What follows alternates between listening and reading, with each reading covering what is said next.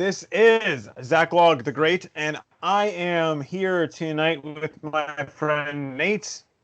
The Red King greets thee. And with Travis. Hi.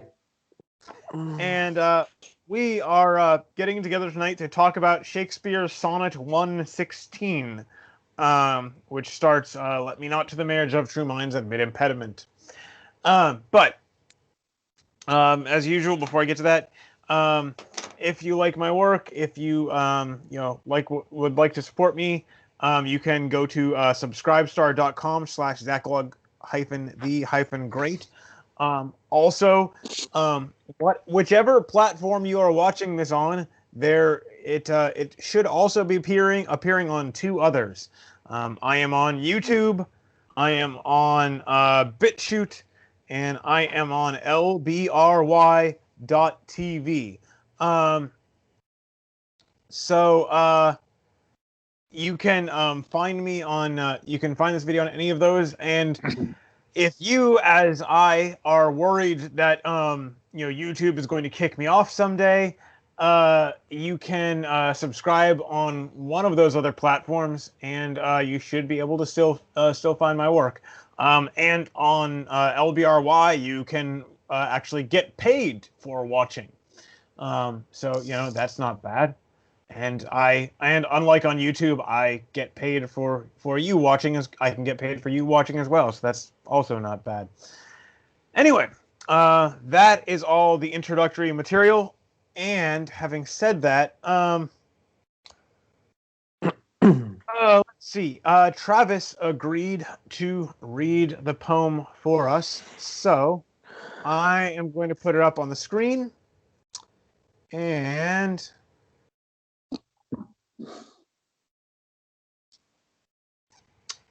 when you are ready, Travis. All right, great. Sonnet 116. Let me not to the marriage of true minds admit impediments. Love is not love, which alters when it alteration finds, or bends with the remover to remove. Oh no, it is an ever-fixed mark that looks on tempests and is never shaken. It is the star to every wandering bark whose worth's unknown, although his height be taken. Love's not time's fool, though rosy lips and cheeks within his bending sickle's compass come. Love alters not with his brief hours and weeks, but bears it out even to the edge of doom. If this be error and upon me proved, I never writ, nor no man ever loved. Okay.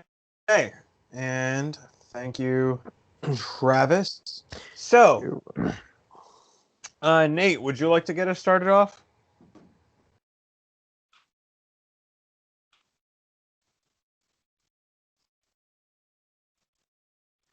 Or not? Because love is... What's that? Sorry, I didn't hear you for a second. I think you may have cut out for just a moment. I said I appreciate this poem on the basis of the truth of it. That, it talks about love in a real way, and it talks about the true nature of love as being a powerful and enduring force. True love, not just emotional love, but actual committed working love, is extremely strong. It is powerful beyond reason, and it's just an amazing thing. And I like that in this sonnet, the bard is talking about that. One thing, a couple of etymological notes to throw in there before we get too much further. One thing, a term not too much in use today, but bark, every wandering bark, it's talking about a boat. That is, it is the star that every sailing ship is steering by. In this case, probably would be the North Star. And one other thing, which I didn't know this, and the poem still makes sense without this, but it helps. Let me not to the marriage of true minds admit impediments. and apparently that word, it was at the time part of the regular marriage ceremony, and let anyone who has a reason why this marriage shouldn't go forward speak now or forever hold your peace. The impediment was, why shouldn't this happen, was what they were saying there. And so, if people's if people are truly and if people are truly committed to one another, let me not say that this yeah. So, but yeah, it's So I have a question. Okay. That I thought it would be interesting to hear you guys respond to. But what do you consider a true-minded person?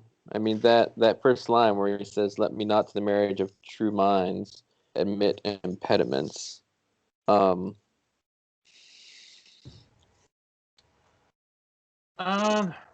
to my mind, it's like getting a good, clean weld.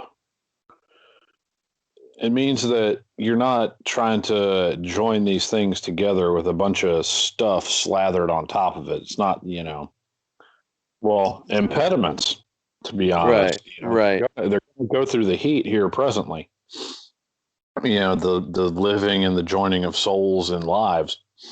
But, I feel like the true mind here isn't a thing of, this set of characteristics constitutes a true mind in like the Taoist sense or something. It's not like a meditative state or like a state of being. It's just that these two minds have met one another truly with nothing between them and are ready to be joined. We've scraped off the paint, we've wiped off the oil, we've scrubbed off the dirt, scraped off the paint, we've abraded it down a little bit, and now we have the actual substance of these two minds ready to be joined. And so that's what I think it means when it says true minds. Okay. And I like that. I love that metaphor with the welding, because you're not going to weld anything if you've got a layer of paint there. But it seems like too, perhaps you could say like the true-minded, or like loyal or committed, or like their love and intention is true rather than something whimsical, I suppose, perhaps. Well, it occurs to me there's also that term is also sometimes used in like construction. Like, is something true? Is it actually? Am I imagining this? No, that is a construction No, it is a term. Yeah, yes, it's is. is it set straight? Is it properly aligned? Is it aligned? Yes, usually aligned, accurate. And I think that actually is a good one too.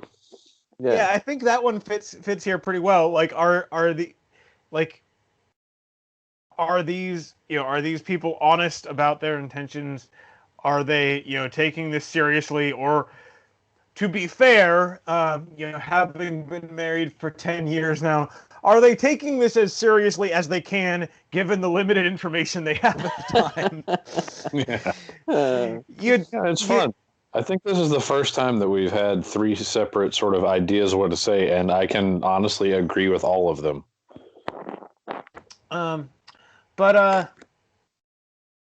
What is and so a regular Shakespeare sonnet, the three main stanzas, and there's the two-line turn, and so love does not change, love is not love which alters when alteration finds. That is, if you really love someone, they will change, and we've talked about this not that long ago. Yes, Perfect Woman. They will change and you don't, if you really love them, you're not going to turn away because of that. Well, and that's also, supposed to be part of the, marriage vows, for richer or for poorer, for better or for worse, for richer or for poorer, in sickness or in health, and that's that kind of that's how that kind of promise actually should work. Mm-hmm. And I feel like, to go back to my welding analogy, that's why you need the true minds to meet, is that, you can get things to weld when they're covered, but they just don't stick. You get you get your impediments. The impediments lead to weaknesses and fractures, and unless you can clean them out and reset the whole thing, then it's going to come apart. And too many people go into marriage these days covered. They haven't really shown who and what they are, and to the extent you can without being married, honestly. I mean, I thought I knew my wife pretty well, and then we got married, and I was like, for more stuff. Interesting. And here's a good question. So, what did you really know about yourself whenever you married your wife? Like, how much have you learned about yourself? Enough. Yeah, exactly. I thought I was somebody. It turns out I was. It was just somebody different than I thought. I've changed my goals, and I've changed my metrics for what it means to be a good and successful man.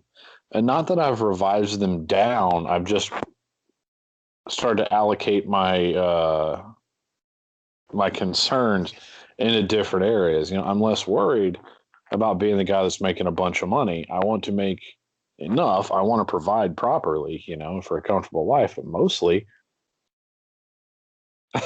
my wife is doing Tevye's dance from Fiddler on the Roof. He's seeing If I Were a Rich Man. That is both mesmerizing and hilarious. On her, anyway. But, I've changed what I value. I've changed what I value as in the person that I am and how I want to be. I've come to know a lot more about what makes me happy and, how I can best serve. And so, I mean, to be honest, I had no idea. I said, I thought I had a pretty decent clue who I was, and that's why I felt secure enough to get married. And then our love, I will admit, I will ding Shakespeare. You just broke up. Maybe that's on my side. No, yeah, we missed a little bit there.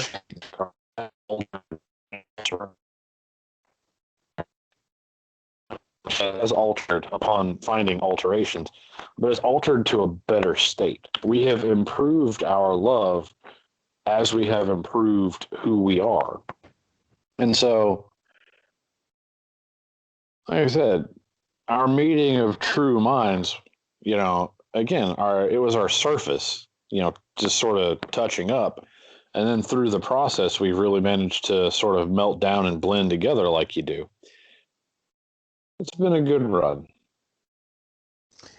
The other, the other part, of course, at the third stanza, love's not time's fool, though rosy lips and cheeks within his bending sickle's compass come, and real, practical love, not, not stomach fluttering kind of thing. It doesn't, just burn out. It doesn't just wear out.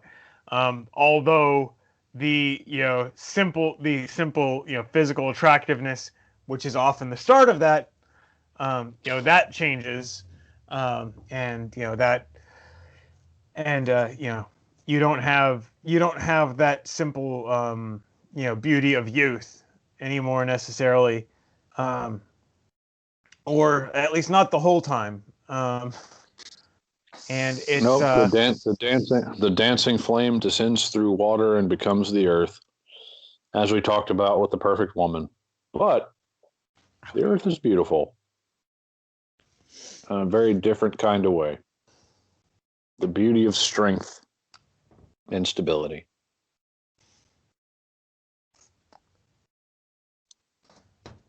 I'm sorry, my wife is actually in the room this time, so I keep looking at her, and it's just got me talking a bunch. She's very embarrassed right now, and so she's blushing, and that also is very cute. So what do you guys think of the last two lines there? If The this last be two lines error, two lines of the poem? yes, if this be error, and upon me proved, I never writ, nor no man ever loved. It's a bold statement, but I think he was right to say it. Yeah, I mean, I think he's making a very direct statement of how important he believes this to be. To give it to the younger generation, that's basically him being like, "Don't at me." I will brook no. It's like I will brook no arguments here. Well, it's also for an English speaker, like Shakespeare is the writer, and everyone after him is at least a little bit following him in some way. And so him saying if I'm proven wrong about this, I never wrote at all. And it's like all that Hamlet and Julius Caesar and Macbeth, forget all of that. If I'm wrong about this, that's all worthless garbage. And it's especially considering the source, it's an interesting statement.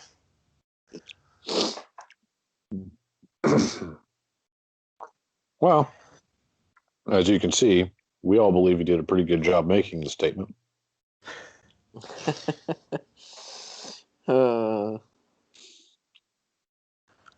Well, in some ways, he's almost coming off of love alters not with his brief hours and weeks, but bears it out even to the edge of doom. I mean, he's saying that love endures, and if love endures, then my statement that love endures can't be wrong, in a sense. That he follows that kind of, like, if I'm wrong that love does not, if you can prove to me that true love does not endure, then I'm lost in everything that I've ever believed, in a sense, is what he's saying. Well, and it's also I hadn't thought about this until now, but it seems what is it? Wait, let me go back. Where are we? Love alters not with his brief hours and weeks, but bears it out even to the edge of doom. Charge. That also reminds me just a little bit of 1 Corinthians 13, which I feel frustrated that I have to say it, but 1 Corinthians 13 is not primarily about romantic love. It's not what he's mainly talking about, although it should apply there as well. But he's talking about love in in the Christian sense, agape, or caritas. But what am I looking at? I think he stepped away for a second. Oh, there he is. I think that was a close-up of Nate's hand. Probably. But sorry, I come back from looking at 1 Corinthians 13 and I wound up with that. But anyway, he says, love, where is it? St. Paul, love never fails, but where there are prophecies, they will cease. Where there are tongues, they will be stilled. Where there's knowledge, it will pass away. And all these other things, great as they are, will be finished one day. But love, in the sense of God, God's loving us and us loving one another, that's never going to go away. It will bear it out even to the edge of doom. And so, Shakespeare has some pretty good backup on that statement, I guess, is what I'm saying. Are you back with us, Nate? I am here. Yeah, for me, I like Song of Solomon, which is Song of Solomon 8:6. Set me as a seal upon your heart, as a seal upon your arm, for love is as strong as death. Jealousy is cruel as the grave. Its flames are flames of fire, a most vehement flame. And so it's talking about love in a very intense way. And saying that, yeah, man, it's a strong fire. It's jealous as the grave. It's strong as death. It's got unimaginable torque, this love. And so I love it. It's fantastic. And so these kind of watered down ideas, actually haven't pegged this in a long time, but on my channel, which is not have anything posted in like a year now, but I actually have I've actually read an essay I wrote about love, talking about its strength and all of this. So I don't know, look me up. It's under my name, Nathaniel Ellender. I have like a half dozen or so essays on there. But anyway, I enjoy anything that doesn't paint love as being made out of, spun glass and candy. Because those things are stupid. They are violently insipid garbage. So you're really a fan of the Twilight books, is what I'm hearing. They make great firewood. You mean kindling? They don't have enough substance to be firewood. They're only kindling. Oh, no, the volumes themselves. I mean, if you had to actually, set fire to the ideas. I don't know. You ever hit a can of Axe with a lighter, a little lighter? Just poof, there you go. That's it. I'm sorry. You were saying. Yeah, I truly, truly hate this notion of love as emotion. No. No, no, no, no, no, no, no, no, no, no, no. No. The emotions are great, and it's nice to have them. And sometimes the emotions are what gets us in there. I mean, they say that a lot of relationships last 2 or 3 years and then sort of very abruptly explode. It's because you see someone and you kind of get a read on who they are, and all of a sudden your body's like, this could be a good mate for you. So we're going to literally get you addicted to their presence. Your brain starts giving you so much serotonin and dopamine and all of that stuff that, holy cow, you literally get addicted to being with them. That's why lovers are crazy, because they're on drugs. They're on the brain drugs. The brain is like, have the happy juice when you're around this person. That way you will stay together, have the babies, and the species moves on. And then whatever happens to you, we don't care. Hopefully, you can just kind of stick around and take care of those babies because society. But I don't know, these days society is like, man, it's whatever. That's not love. Love is what happens when the drugs wear off. There's a controversial statement for you.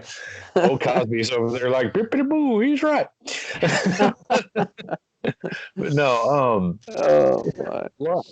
love is in the grind. Love is in the poopy diaper. Love is in the, holding their hair back, not because you've been a wild party, but because you got a stomach bug. And then, being up all night, then trying to take care of them, then going to work the next day, to support them. That's where love is at. Love is in the suck. I say anybody can stay together when things are great. That's not even true.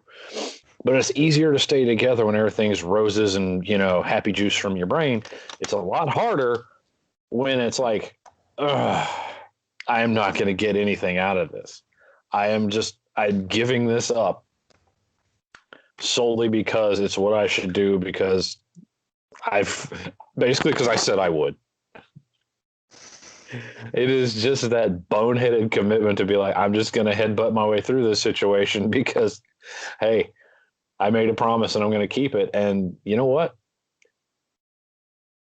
going through the fight, going through the daily grind, taking the punches together, getting wet with the same rain, burned by the same sun, eating the same crap food together, hoping one day to have something better, and digging to get to it. That is where the love is at.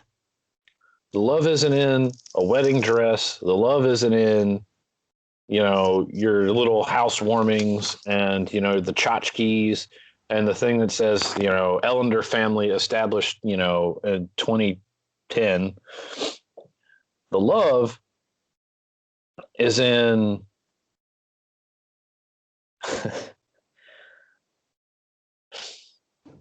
sorry, emotion spike. The love is in her following me 1,000 miles away from everyone we ever knew to go with me in a new chapter in life. The love is in her looking me in the eye and saying, that we're going to be parents. The love is when I can't deal with this new baby and I'm freaking out because I can't get him to sleep and I don't know what to do and I'm just at the end of my rope. Her coming and calming us both down. The love is in, her being worried about what are we going to do about this issue. The car is broken and we need to do things, and her and me being able to say, hey, it's okay. We'll make it. The love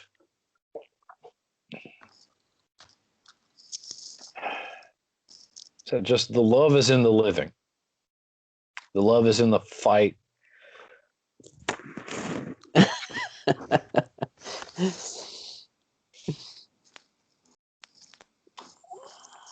But the good news is, I make it sound bad, but the love is in the adventure.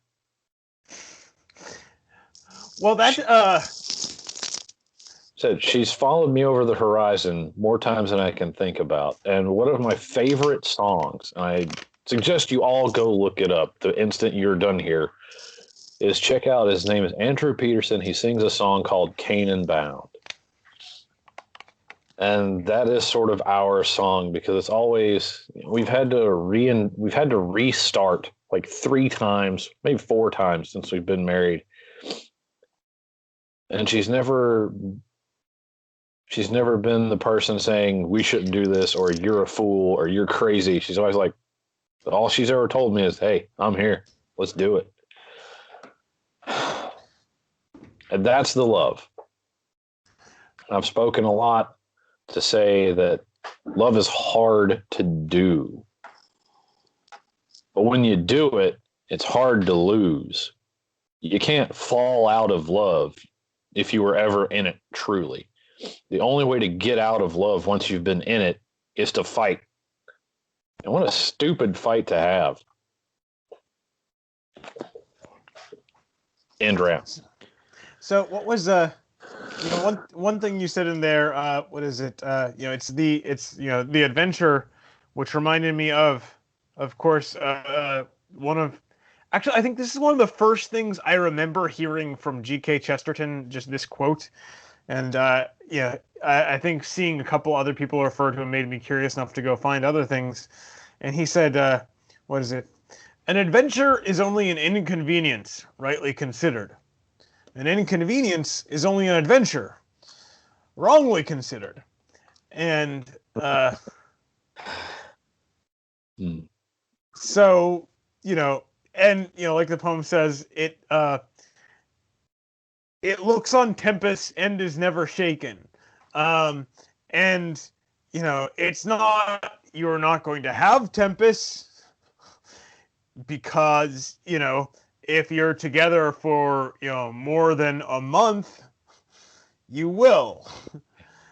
You are going to run into them, and there's going to be both external and internal. There's going to be both things coming in from the outside, and there's going to be, sometimes things, between you or, because one or the other of you. And, love is, looks on those, watches he watches those things pass, and you know, keeps moving, keeps going. You know, it's not thrown. So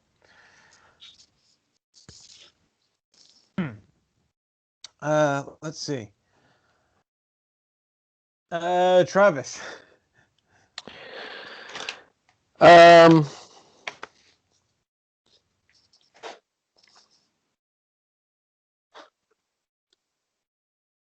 I mean, I guess I'm looking at the Tempests and the Star and the Wandering Bark right now. You know, it's saying that, you know, love is the star. It's not the wandering bark, in a sense. I mean, it's the steady true thing that even when you're in the middle of a storm and your boat's being blown way off course, it's still there in the same place. You may have to work to find your way back to it, in a sense. Well, not Perhaps. only is it still there, like it's in the same place, and you know, if you're talking about the North Star, like that's the thing, you know, keeping your eye on that is what's going to get you out of the wandering. Right. Mm-hmm. I guess what I'm saying is when you have a really bad storm, you can't see the stars. So your boat, you're literally just putting your boat towards the waves and hoping that these 150-foot waves don't drown you at times. So you have to actually be committed enough to get through that, survive that, and then you have to look and I don't know. I guess the metaphor is maybe not quite working out in the way that I'm showing it there, but What occurred to me, and you sort of brushed up against it, is that love is the guidance, but unlike what you have to realize is that some people expect love to do the work, but that's not how that goes. right. Love shows you what needs to be done. You have to do the work yourself. And I guess that's what I was kind of looking at with this metaphor. So say there's no star to be seen because of the storm. You're just riding out this storm. You get to the end of it, then you find the North Star and you can kind of redirect things again. I don't know. I have a friend that, he told me that in his 30-year relationship, he always found that there would be times where it would be really hard. And once they made it to the other side of that really hard time, it would always be better. Does that make any... I don't know if that fits with quite the metaphor either, but it's just something I'm throwing out there. Well, yeah. Well, yeah, and I mean, you were saying, you can't always, in the middle of the tempest, like that star is not visible, but it's also still there, and the minute things clear up, you can look and it will be exactly where it was, and you will be ready to, reorient and, get back on track. And I think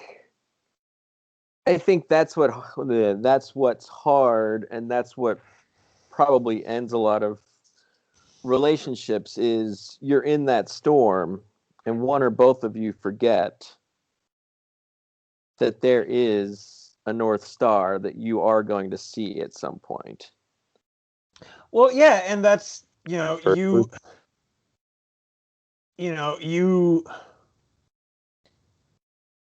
have to hold on to hope. You have to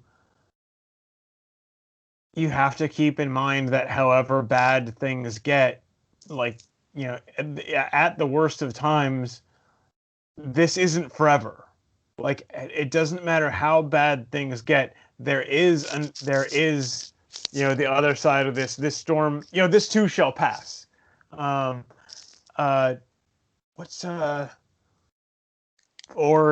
to reference a Christian hymn, which I would like to do a video about sometime. It is well with my soul. Whatever.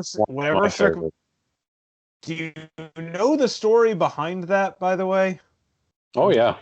Yeah. Like I said, I want to do a video about that, so I'm not going to go into that too much right now. Children in tragedies, and as a response, wrote this hymn. And so it's Well, what I was gonna. Oh, I'm sorry. no, go ahead. What I was going to say is this whole thing about, it's hard sometimes in the Tempest to see your guiding star like that. It's why faith, hope, and love are laid down as a trio, and they're cyclical. Your love builds faith between you, and that faith allows you to have the hope that when you'll be able to get through something together, you'll be able to make it through the tempest. And when that hope is fulfilled, it breeds more love, which allows you to have stronger faith in each other, which allows you to hope even more strongly when the tough times come, which when you get through it, deepens your love. And it goes on like that. They're a feedback loop. But if you, like I said, if you lose hope or you lose faith in each other, then you break the loop and suddenly, you're adrift. And so I've always enjoyed, this whole thing that faith, hope, and love are sort of this little packet of things, because I really think they don't work without each other very well.